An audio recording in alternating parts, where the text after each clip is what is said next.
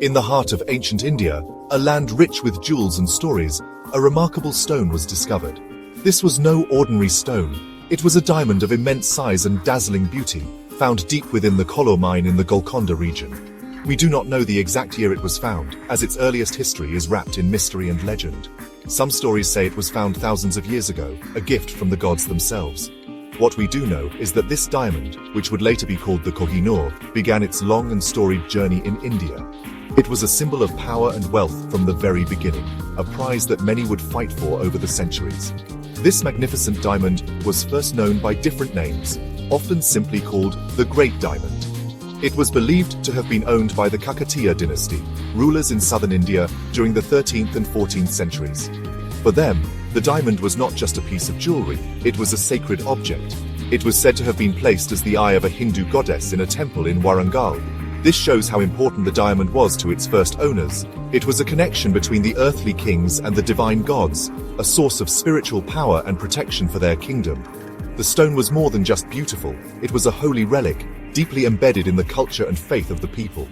The diamond's journey from the temple began when the Delhi Sultanate under Alauddin Khilji invaded the south. His general, Malik Kafur, led raids that reached the Kakatiya kingdom around 1310. During these campaigns, vast treasures were taken back to Delhi, and it is widely believed that the Great Diamond was among them. The stone passed through the hands of several dynasties that ruled from Delhi. Its possession was a clear sign of dominance. Whoever held the diamond held the power. It became a silent witness to battles, betrayals, and the rise and fall of great empires, its light shining through the darkest chapters of Indian history. From these early days, the diamond story is one of constant movement and change. It was never in one place for too long. Its incredible size and brilliance made it an object of desire for every ruler who heard of it. The stone represented more than just material wealth, it was the ultimate trophy. To own it was to declare oneself the most powerful ruler in the land. This reputation followed the diamond everywhere it went, creating a legacy of conflict and conquest. Its early life in India set the stage for a dramatic and often violent history as it traveled from one powerful hand to the next, leaving a trail of legends in its wake. The story of the diamond takes a clearer turn with the arrival of the Mughals. In 1526, a new emperor named Babur came from Central Asia and founded the Mughal Empire in India. He was a great warrior, but also a writer. In his famous memoirs, the Baburnama, he wrote about a magnificent diamond. He described it as a stone of unbelievable value, saying its worth could feed the entire world for 2.5 days. Babur recorded that this diamond was given to his son, Humayun, after the Battle of Panipat. It was a gift from the family of the Raja of Gwalior, who had died in the battle, as a sign of their submission to the new rulers. This diamond, which many historians believe was the Kohinoor, became a prized possession of the Mughal emperors. It was known as Babur's diamond for a time. For the Mughals, jewels were not just for decoration, they were a way to show their immense power and divine right to rule. The size and purity of this particular diamond made it the most important jewel in their treasury. It was a symbol of their victory and their new empire in India. When Humayun was later forced into exile in Persia, he took the diamond with him. It was his most valuable possession, a reminder of the throne he had lost and hoped to one day reclaim. The diamond's journey continued with Humayun's return to power. It remained with the Mughal dynasty, passed down from one emperor to the next. It was a constant presence in the courts of Akbar, Jahangir, and Shah Jahan. Each ruler understood its significance. The diamond was a centerpiece of their incredible wealth, a testament to the vastness of their empire. It was often shown to important visitors and ambassadors as a display of Mughal splendor. The stone was not just a part of their treasure, it was a part of their identity as emperors, a shining light that represented the glory and permanence of their rule over the Indian subcontinent. The diamond's presence in the Mughal court cemented its status as a legendary gem.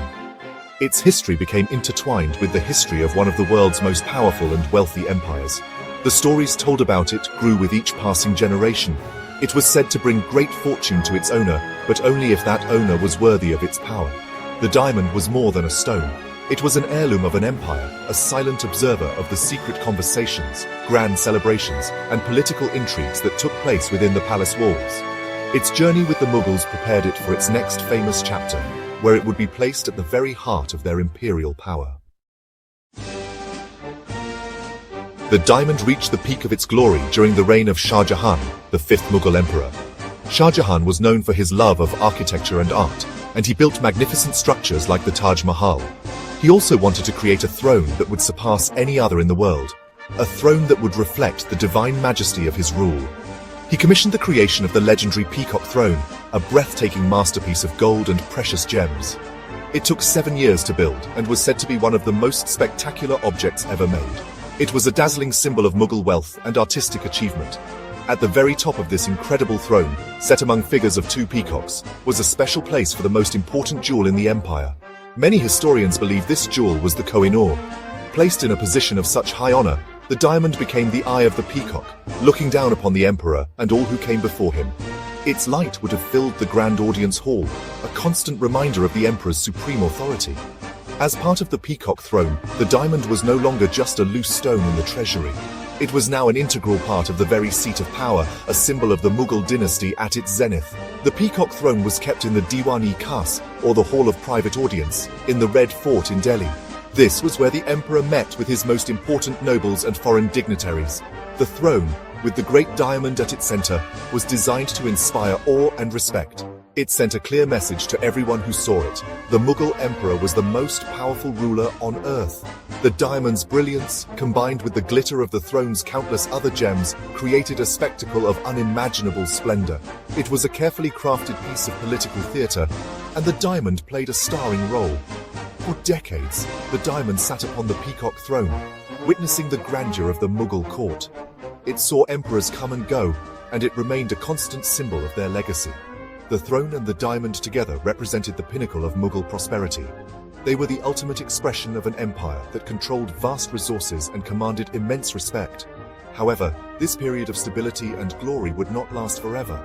The very splendor that the diamond represented would soon attract the attention of a powerful invader who would tear the gem away from the throne and give it the name by which we know it today.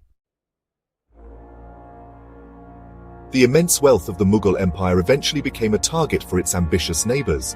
In 1739, a powerful and ruthless ruler from Persia, Nader Shah, invaded India. His army was strong and disciplined, and the Mughal Empire, which had grown weak, could not stop him. Nader Shah marched into Delhi and his forces sacked the city, taking control of its vast treasures. The Peacock Throne, with all its jewels, was one of the greatest prizes. Nader Shah was amazed by the wealth he found.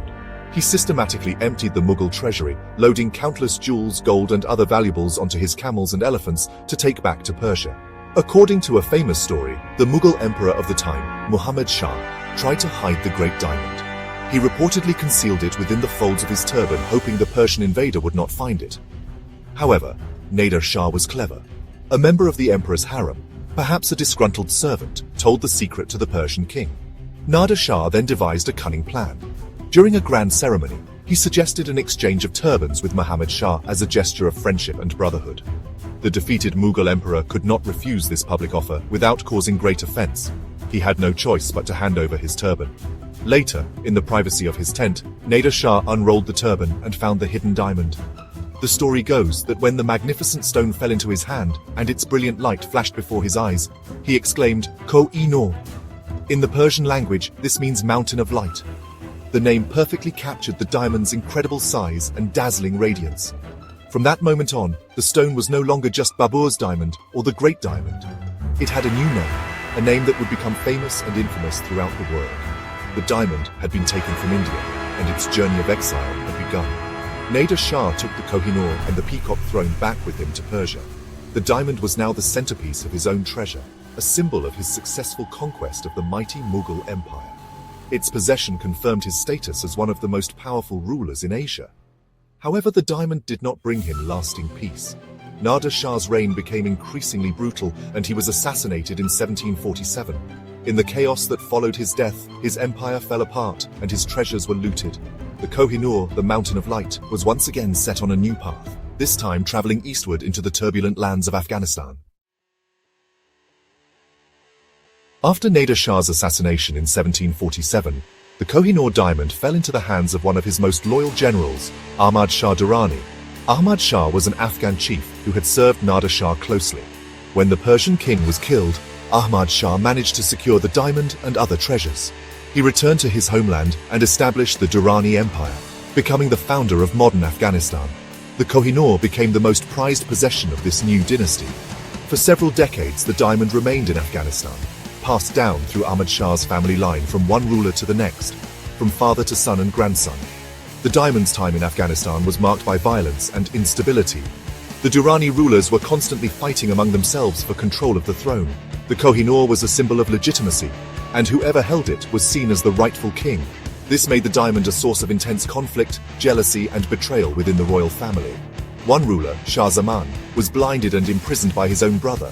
Another ruler, Shah Shuja Durrani, eventually came to possess the diamond, but his reign was also filled with turmoil.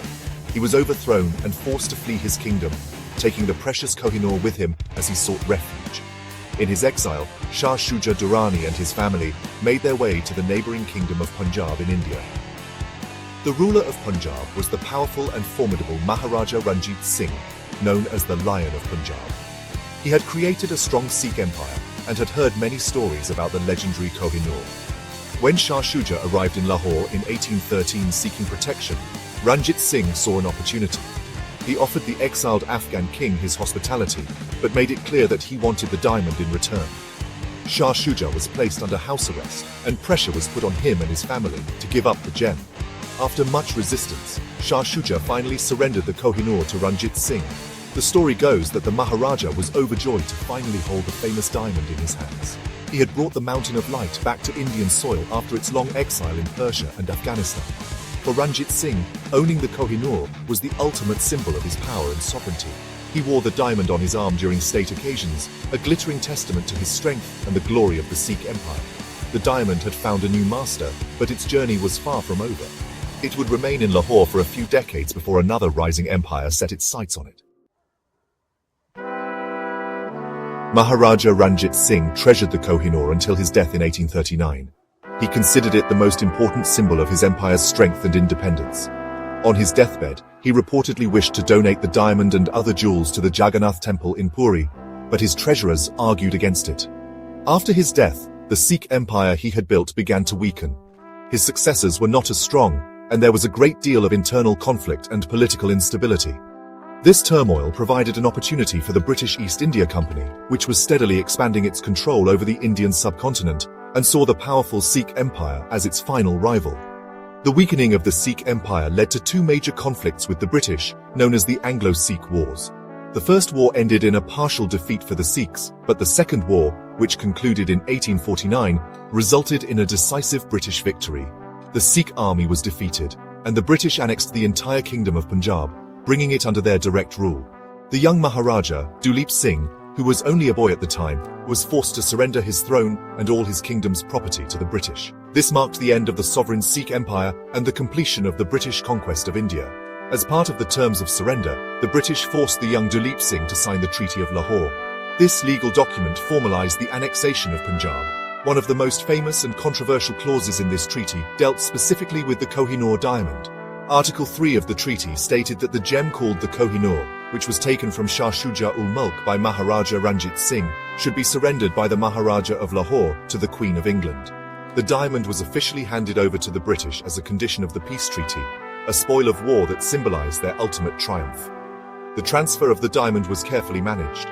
Lord Dalhousie, the British Governor-General of India, took personal charge of securing the gem.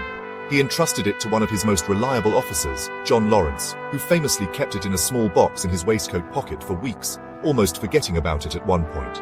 Finally, the Kohinoor was carefully packed and transported from Lahore to the port of Bombay. From there, it was placed on a ship named HMS Medea and began its long and secret voyage to England. The Mountain of Light was leaving India, this time destined for the crown of a distant empress. The way the British acquired the Kohinoor has been a source of great debate and controversy ever since. The official British position at the time, and for many years after, was that the diamond was a gift. They pointed to the Treaty of Lahore, which was signed by the young Maharaja Duleep Singh, as legal proof of the transfer.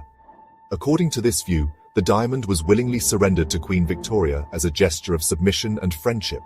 It was presented as a voluntary act that sealed the new relationship between the defeated Sikh kingdom and the powerful British Empire.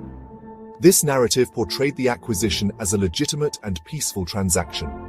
However, many people, both in India and around the world, see the story very differently. They argue that the treaty was not fair or voluntary.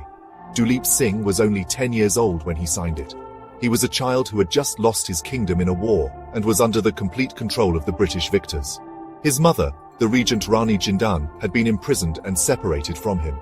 He had no power to negotiate or refuse the terms presented to him. From this perspective, the treaty was an instrument of coercion, forced upon a helpless boy king by a conquering army. The surrender of the diamond was not a gift, but a seizure. Critics of the transfer point out the immense power imbalance that existed at the time. The Sikh Empire had been defeated and dismantled. The British East India Company was the undisputed military and political power in the region. To suggest that a child ruler, in such a vulnerable position, could freely give away the most important symbol of his dynasty's sovereignty is seen as deeply misleading. The Kohinoor was taken as a spoil of war, a trophy to celebrate the final subjugation of the Indian subcontinent. It was a powerful symbol of Britain's imperial might and the end of Indian independence. This controversy continues to this day. The question of whether the Kohinoor was a gift or loot lies at the heart of modern-day demands for its return. For many, the diamond's presence in Britain is a constant and painful reminder of the injustices of colonialism. It represents the wealth and heritage that were taken from colonized nations during a period of foreign domination. The story of its transfer is not just about a diamond, it is about the complex and often painful history between Britain and India. The debate over its acquisition highlights the different ways history is remembered by the conquerors and the conquered. When the Kohinoor arrived in London in 1850, it was presented to Queen Victoria. Its arrival was a major event, and the diamond was put on public display at the Great Exhibition of 1851 in Hyde Park. Millions of people flocked to see the legendary gem from India. However, the public's reaction was one of disappointment. The Indian style of cutting diamonds, which prized size and weight over brilliance, meant that the Kohinoor did not sparkle as much as the European cut gems people were used to seeing. It was described as looking like a simple piece of glass. The British public felt underwhelmed by the world's most famous diamond. To address this disappointment and make the diamond more appealing to Western tastes, Prince Albert, Queen Victoria's husband, decided that the Kohinoor must be recut. This was a highly controversial decision. Many were worried that the delicate and historic stone could shatter during the process. A specialist diamond cutter was brought over from Amsterdam, and a steam-powered cutting machine was specially set up. The recutting took 38 days and was a tense affair. When it was finished, the diamond had been dramatically changed. It was much smaller, reduced from about 186 carats to its current size of 105.6 carats, but it was far more brilliant and full of fire. The recutting of the Kohinoor was symbolic. It represented the transformation of the diamond from an Indian jewel into a British one. Its original form, which carried centuries of Indian history, was permanently altered to fit the aesthetic preferences of its new owners. The stone was reshaped, just as India itself was being reshaped under British rule. After the recutting, the diamond was set into a new tiara for Queen Victoria. It became a personal possession of the British monarchy, a dazzling jewel to be worn by the Empress and her successors. Its journey from being a symbol of Indian power to a jewel in the British crown was complete. Over the years, the Kohinoor has been part of several different crowns. After Queen Victoria, it was placed in the crown made for Queen Alexandra, and then in the one for Queen Mary. Finally, in 1937, it was set in the crown made for Queen Elizabeth, the wife of King George VI, later known as the Queen Mother. It was placed at the very front of the crown, a position of supreme importance. The diamond remains in this crown today, where it is kept with the other crown jewels in the Tower of London. It is a major tourist attraction, viewed by millions of people each year, a silent witness to its own complex and contested history. A powerful legend has followed the Kohinoor through its long and often bloody history, the legend of a curse. According to this belief, the diamond brings great misfortune and even death to any man who wears it. The curse is said to have originated from a Hindu text, which stated that he who owns this diamond will own the world, but will also know all its misfortunes. Only God, or a woman, can wear it with impunity. Looking back at the diamond's history, it is easy to see why this legend has persisted. Many of the male rulers who owned the Kohinoor met violent ends or lost their thrones. The list of unfortunate male owners is long and dramatic. Shah Jahan was imprisoned by his own son. Nader Shah, who gave the diamond its name, was assassinated. The rulers of Afghanistan who possessed it were caught in a cycle of betrayal, blinding, and murder. The successors of Maharaja Ranjit Singh saw their empire crumble and were killed in a series of palace intrigues. Shah Shuja Durrani spent years in exile and was eventually murdered. This pattern of tragedy associated with its male owners has given the curse a powerful hold on the imagination. It seems as if the diamond carries a shadow of doom for any king or emperor who dares to claim it. Because of this powerful curse, a tradition developed that the Kohinoor should only be worn by a female ruler. When the diamond came into British possession, Queen Victoria was well aware of the legend. She embraced the tradition and wore the diamond in a brooch and later a circlet. This practice has been strictly followed by the British monarchy ever since. The Kohinoor has only ever been placed in the crowns of queen consorts, the wives of kings such as Queen Alexandra, Queen Mary, and Queen Elizabeth the Queen Mother. It has never been worn by a reigning British king. This tradition is a direct acknowledgement of the diamond's dark and mysterious reputation. Today, the curse remains an inseparable part of the Kohinoor's identity. Whether one believes in it or not, the legend adds another layer to the diamond's already fascinating story. It serves as a powerful metaphor for the destructive nature of evil and the endless struggle that the diamond has witnessed and inspired. The curse reminds us that the diamond is more than just a beautiful stone. It is a symbol of conquest, loss, and the high price of ambition. The tradition of it being worn only by queens ensures that its dramatic and dangerous past is never forgotten, forever linking its brilliance to a warning of misfortune.